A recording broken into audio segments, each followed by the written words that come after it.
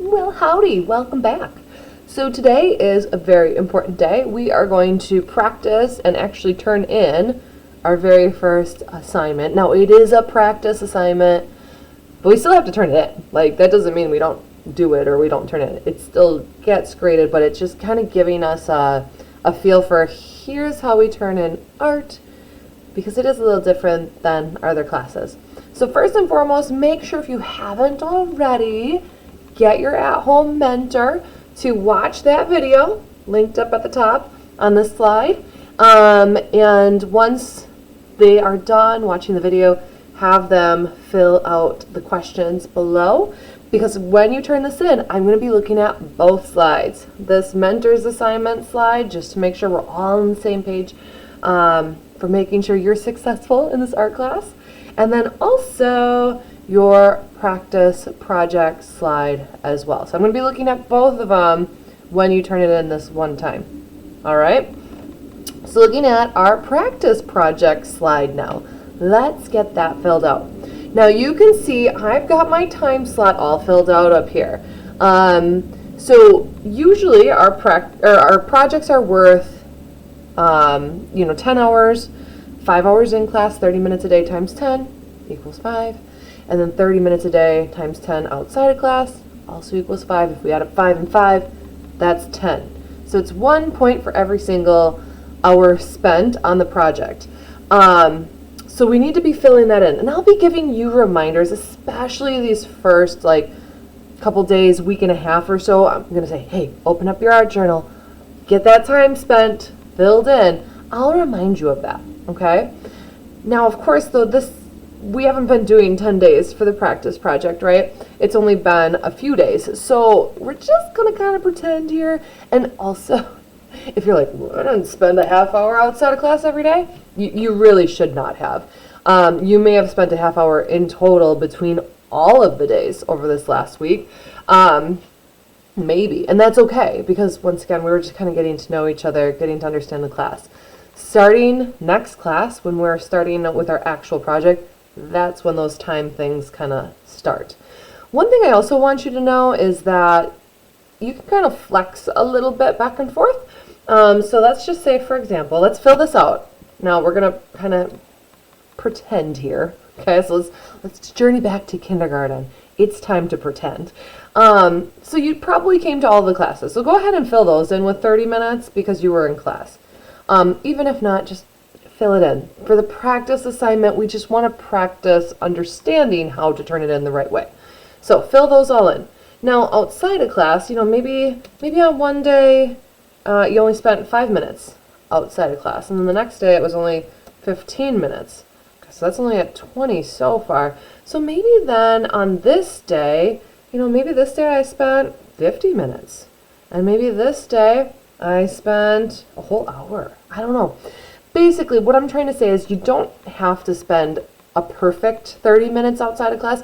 You just want to make sure that by the time a typical 10-day project is done, that this number over on the side here, that adds up to 10. Okay? Now, this was only a 5-day practice project, so we're going to just say 5 there. Okay? Once again, these numbers, they are make-believe at this point because aside from the in-class time, we weren't really doing a lot of homework per se. So just kind of fill that in, put the number 5 at the end. As long as I can see you understand, hey, we're supposed to be documenting our time spent. We're documenting that we're building our art skills because that's worth 10 of the 40 points. We're good. Okay, so get that filled out first. Pause the video if you need to here. The next thing, I'm just going to slide these over to the side. So this one you could see was worth 10 points, right? See that swirling up there? This here, the photos, or photo, sometimes it's just one, it'll tell you, is worth 20 points. So 20 of your 40 points, half of the project's worth, comes from the photo or photos that you took of your project. Okay, so let's talk about that. You were supposed to have 2 photos for this one. One was of your Artflix tile. So all you had to do for that was fill out your Artflix tile. If you don't have that done, of course, go back to a couple class periods ago. In the homework column, just click on where it says Artflix tile. and it'll force you to make a copy. Okay, so have that filled out. Screen number 2 shows you how to take a screenshot if you don't already know. So that Control Shift and then the picture box above the number 6, it'll gray out your screen. You select what you want, copy it, and then you come on into your art journal and just paste that on in. Kind of make it as, nice and big so I can see it. Not so big that you're blocking other parts of the journal though. Then, the other thing that you were supposed to have done was to kind of create an original work of art. Something that kind of explained who you are as a person. So that's what this is here. Now this is actual something you made with your hands, not digitally. So if we can't just screenshot it, how are we going to get that in our art journal? Here's where I'm helping you. And it actually even says this in the instructions here. You can copy or paste or go to the Insert tab. So we want to look for that Insert tab up above. So you'll notice there's File, Edit, View, and then the 4th one over says Insert. You want to insert an image, right? We want a picture, so an image. And there's all these different ways you can do it. So the easiest one is going to be the camera. It's going to open up the Chromebook camera, and you can literally just hold up either your Chromebook to the artwork or your artwork to the Chromebook and take a picture. Problems with that. So pros from that one, it is the easiest way to do it. So easy. The cons is the picture quality on our Chromebook camera, not usually the best, okay? So they might be a little bit blurry and, I don't know, usually they're just not the best photo quality. Now, you don't get downgraded for poor photo quality due to a Chromebook camera unless I just literally cannot see what's going on.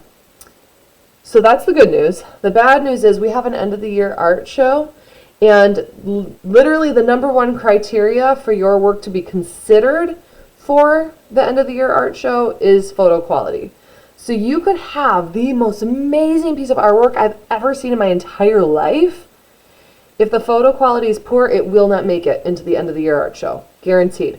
So photo quality is important for that. Once again, as far as your grade goes, if it's just a little bit blurry, but I can still tell what's going on, it's totally fine. You're not getting downgraded. But, obviously the better we can do the better quality photo, the better it is. So how do we get better quality photos? Well, if I'm going to be honest, what I do, I use my phone. That's what I use.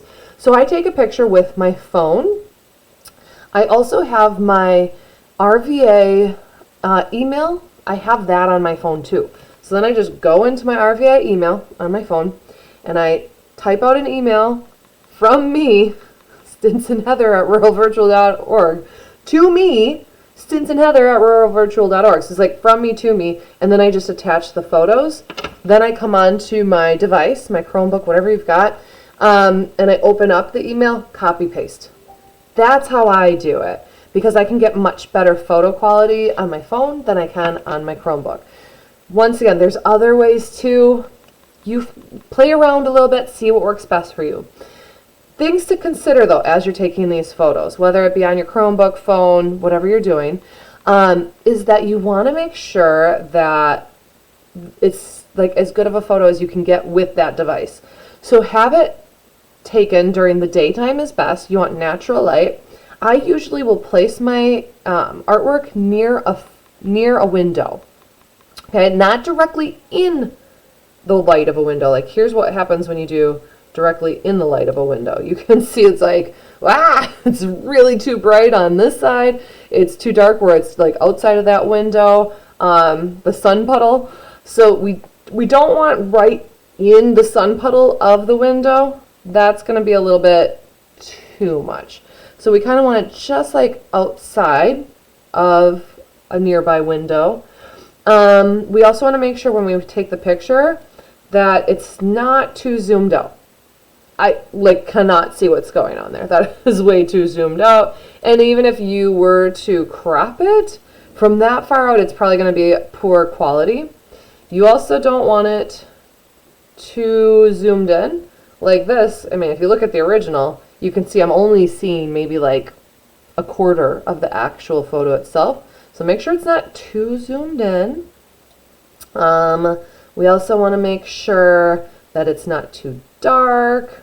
So this one I took, kind of where it wasn't by a window and it's just really hard to see what's going on, or maybe it was taken at nighttime. So you really want to take it during the daytime. Even if it's at night, you're like, oh, just turn on a lamp.